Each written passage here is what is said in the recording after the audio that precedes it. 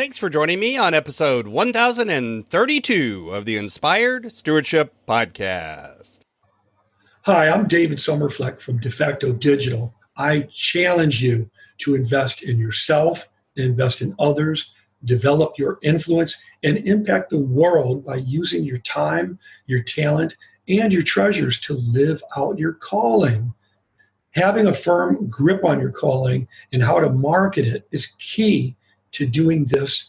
And one way to be inspired to do that is to listen to the Inspired Stewardship Podcast with my friend Scott Mater. And the truth is that fresh start begins not with the turning of the calendar, not with the setting of resolutions, not with the celebration of the new year, but in a relationship with Christ. And yet, what's happening is so too often we replace that with the celebration of New Year's Day. Now, don't get me wrong. I'm not saying it's wrong to celebrate New Year's. We should. Welcome and thank you for joining us on the Inspired Stewardship Podcast. If you truly desire to become the person who God wants you to be, then you must learn to use your time, your talent, and your treasures for your true calling. In the Inspired Stewardship Podcast, you will learn to invest in yourself, invest in others, and develop your influence so that you can impact the world. In today's Spiritual Foundation episode about impacting the world, I talk with you about John 1, verses 1 through 18. I talk about new beginnings and changes in our lives. I also talk about how that new beginning doesn't depend on the new year. John chapter 1, verses 1 through 18 goes like this. In the beginning was the Word, and the Word was with God, and the Word was God. He was with God in the beginning. Through him all things were made. Without him nothing was made that has been made. In him was life, and that life was the light of all mankind. The light shines in the darkness, and the darkness has not overcome it. There was a man sent from God whose name was John. He came as a witness to testify concerning that light, so that through him all might believe. He himself was not the light. He came only as a witness to the light. The true light that gives light to everyone was coming into the world. He was in the world, and though the world was made through him, the world did not recognize him. He came to that which was his own, but his own did not receive him. Yet to all who did receive him, to those who believed in his name, he gave the right to become children of God. Children born not of natural descent, nor of human decision or a husband's will, but born of God. The Word became flesh and made his dwelling among us. We have seen his glory, the glory of the one and only Son, who came from the Father, full of grace and truth.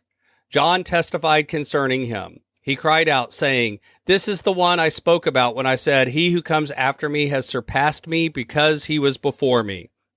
Out of his fullness we have all received grace in place of grace already given. For the law was given through Moses, grace and truth came through Jesus Christ. No one has ever seen God, but the one and only Son, who is himself God and is in closest relationship with the Father, has made him known."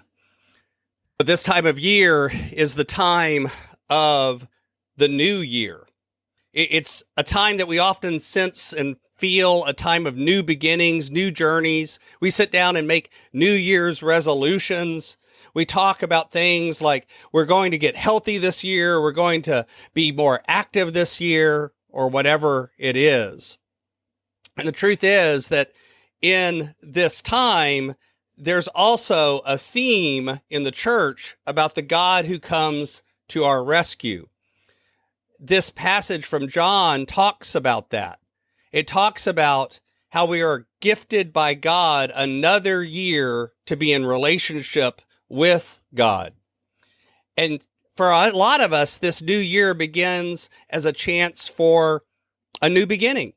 It's a really anticipated time. And I think right now, with everything that's been going on with COVID and presidential elections and politics and all of these other things, setting 2022 looks like a great chance for a new beginning and to see change in our life. Now, the truth is, there's no magic to that turning of the calendar. There's nothing more special about January 1st than any other day of the year. And yet there's some sort of mystical connection in our brain that this is a chance for a new beginning. We crave, and we're wired to crave, new beginnings. We're wired to crave a chance for a reset or a do-over button.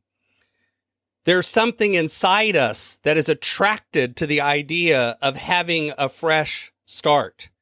Because I think, in truth, we all know that no matter where we are in the journey of life, we all need to be remade. We all need new beginnings.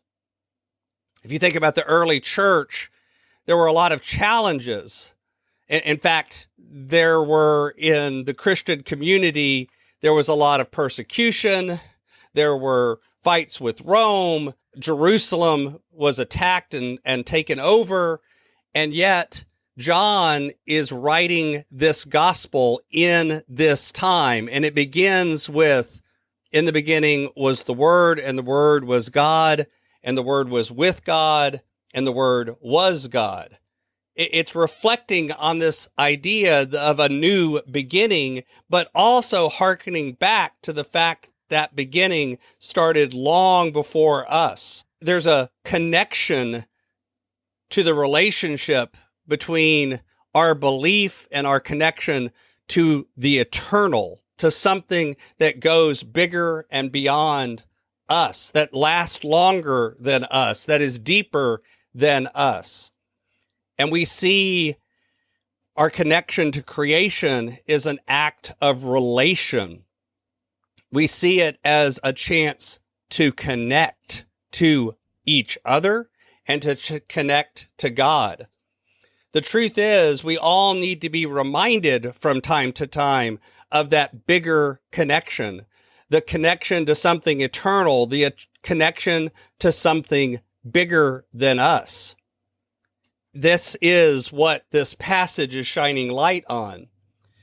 John is distinguishing that this connection to the Word and to the good news is bigger than the law. It's bigger than any covenant. It's bigger than anything that we do.